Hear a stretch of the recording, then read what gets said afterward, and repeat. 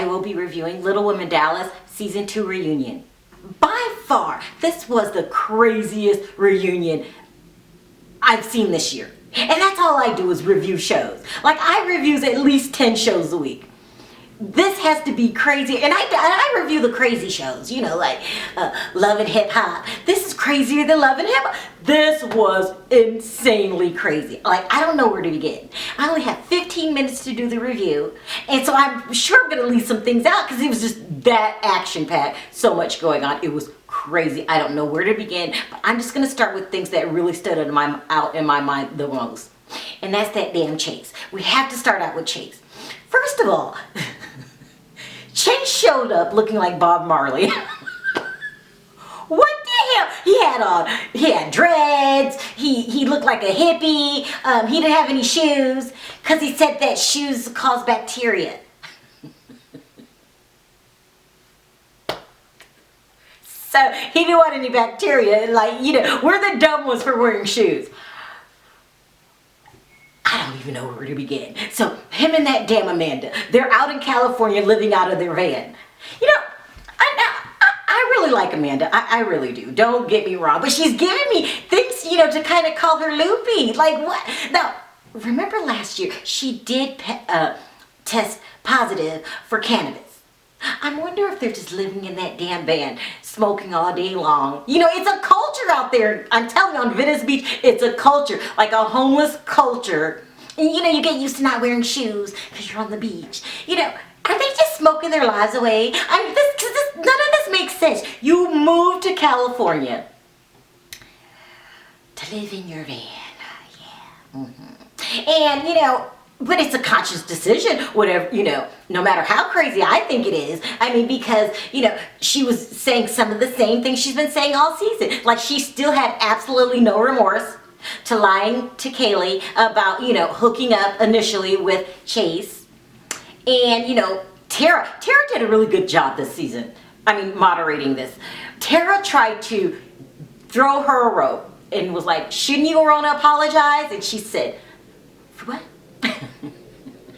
It's so much going on. I just don't know. I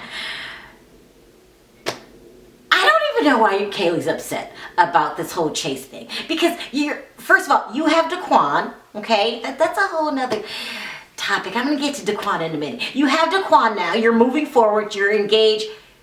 It's not like, you know, Chase is the grand prize. You know, he doesn't even have a house and now no shoes.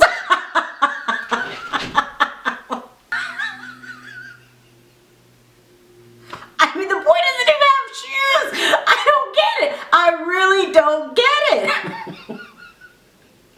I mean, I'm just not understanding it. Like, it's just crazy. The whole thing is crazy. I mean, Kayla, you've got to let it go. I mean, Chase is not worth all of this nonsense. I mean,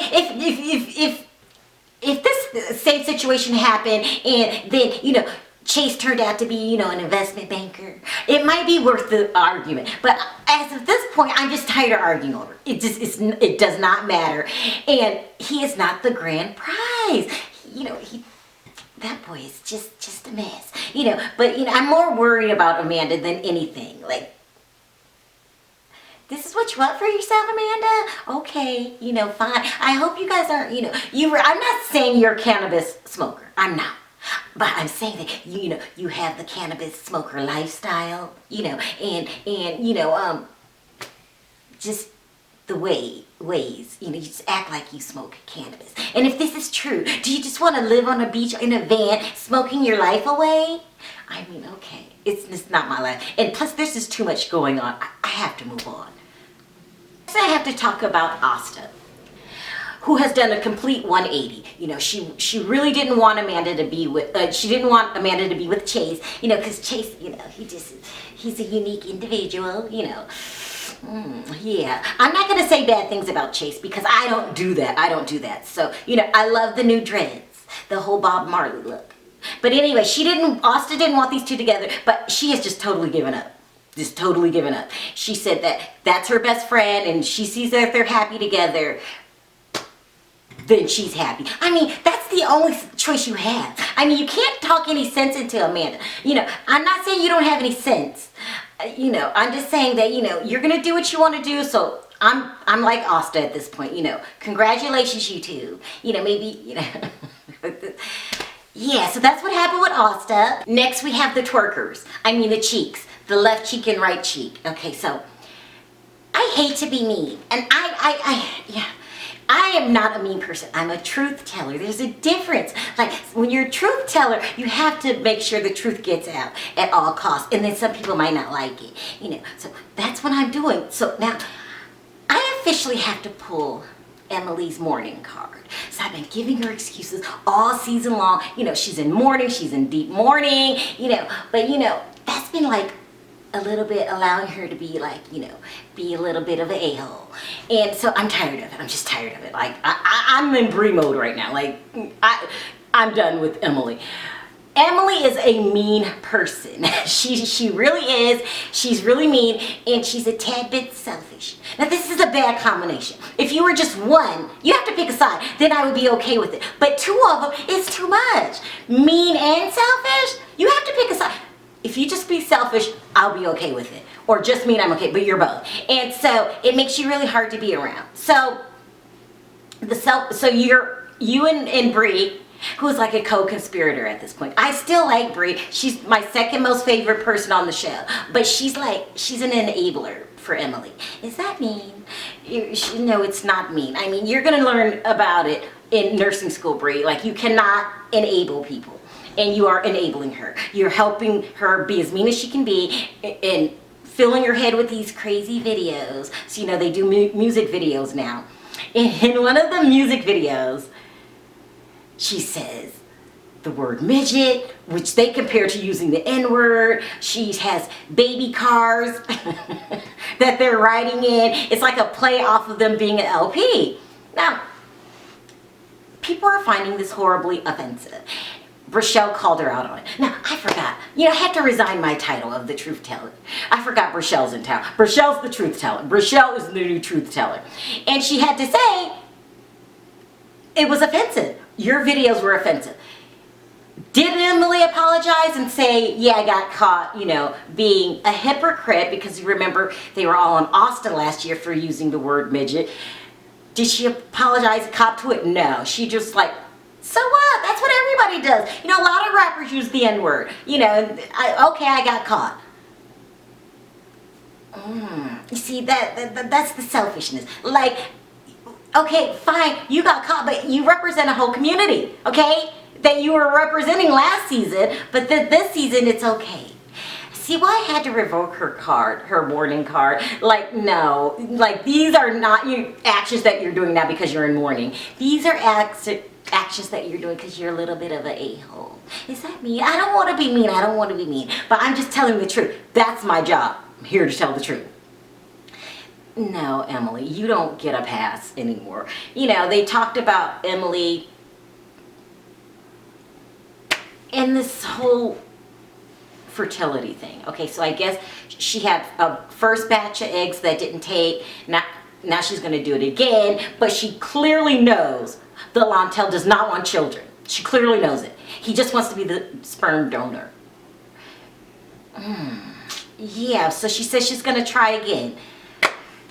Let's just hope, you know, this is taped in the past. Let's just hope that, you know, she's changed her mind. This is craziness. This is selfish behavior. This is selfish behavior. You know, no offense. You know, I'm trying to be nice about it. But you just can't, you know, just having children when the father doesn't want to be the father, and he says he's going to have no attachment to the child. Emily.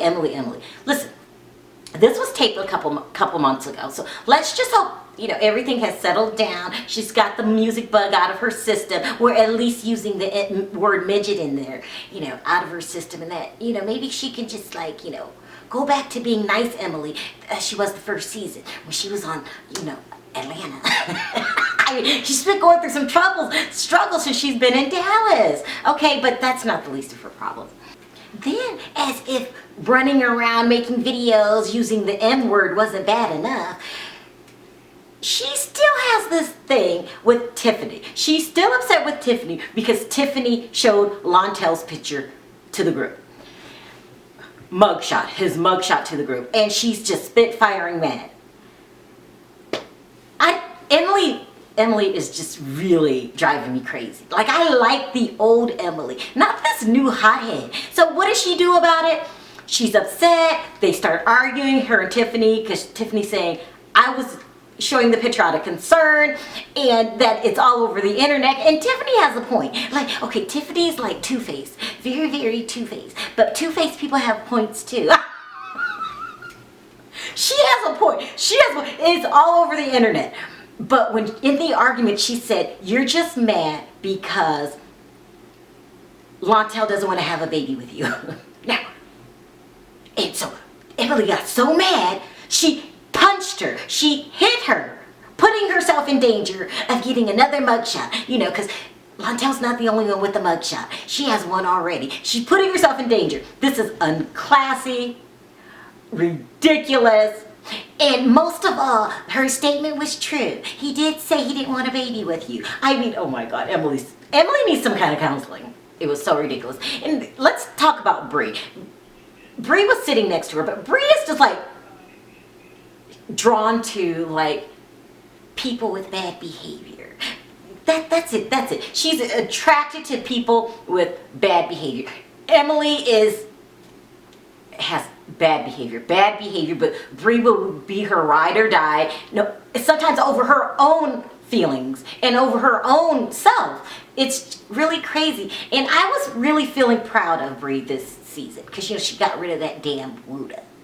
But, you know, false alarm.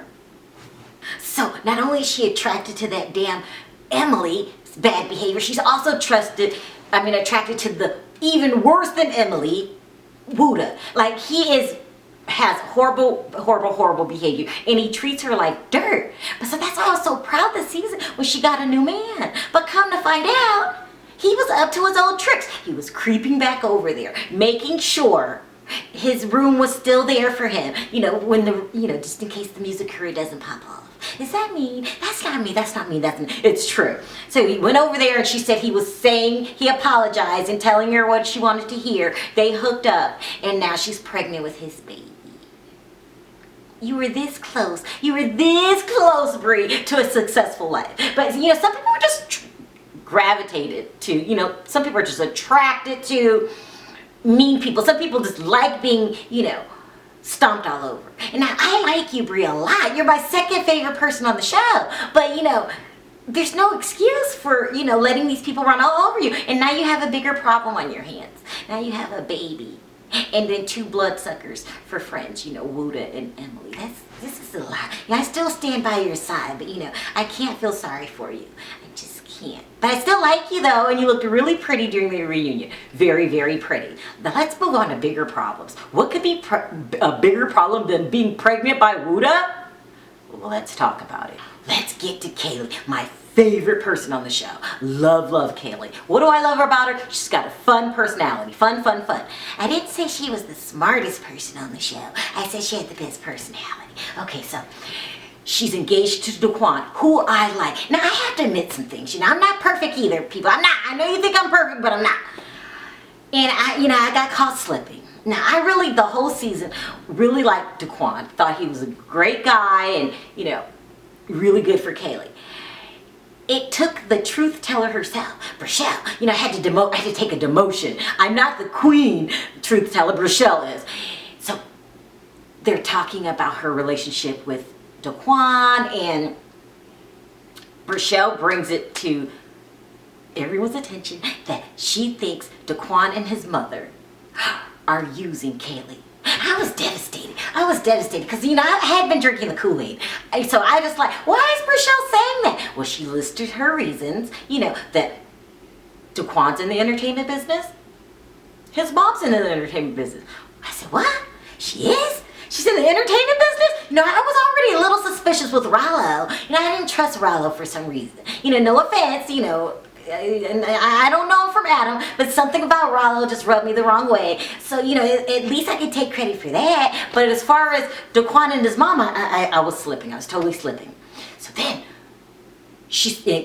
Kaylee was slipping too. Kaylee said, no, why would you marry someone just to use them? Well, Kaylee, that's a dumb comment. Like, it makes a lot of sense, you know. And then when his mom appeared on stage looking like, I don't know, Antoinette Marie. When she showed up in her ball gown, like her moment has arrived, everything Brishelle said made sense. You've been swindled, Kaylee. I hate to say it. I hate to say it. Because, you know, I wanted this to work out so bad.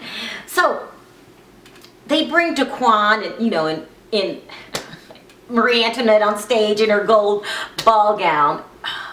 And the mom was just acting terrible, terrible, terrible. She was just, it was obvious at that point that everything Brishelle said is right. They're trying to use my sweet little Kaylee as a come up. Now, I know this hurt Kaylee's feelings and she was dealing with a lot of emotion, but you know, I was slipping too, but you know, I know truth when I hear it. And yeah, there might be some bloodsuckers. Like, Wooda's not the only bloodsucker on the stage. I still like Wooda, I still like him, you know, but he wants to come up. Is that mean? No, it's not mean, it's reality, reality. And thank God Brishelle brought it to my attention, okay? So, Kaylee starts arguing with the mother because she was saying, you know, you ruined her proposal. You really did come upper. That's what I'm going to call her. Not Marie Antoinette. She's a come upper. And Daquan didn't defend Kaylee. That's because he's a come upper too. I hate to say it. I hate to say it. I mean, come uppers don't all have bad personalities. Like Daquan is a come upper with a nice personality. You know, you're a come-upper. But you know, you have a nice personality. But your mom doesn't even try to have a nice personality. You don't want to marry into that family anyway. Like, I'm going to give Kaylee a couple months to get over this, you know, because it has to hurt to realize, you know, Daquan's a comer-upper and, you know, you've been used. But, you know, after you get over it, you have to look at all the benefits. You don't want to be with that family. I mean, please, they are a bunch of comer-uppers. Did I just make up a word? Yeah, I did. But you get the case. It is not as devastating as you really think, Kaylee. So that's pretty much what happened on the reunion. I didn't have a lot of time to go into details. I hope I got it all in. But to sum everything up, everybody is just as confused and no problems got solved, and that's what makes me like this show. You know, something's wrong with me too. I love this show, so you know what that means. I will definitely be back next season. If there's a next season, there's got to be a next season. Until next time, talk to you then. Bye.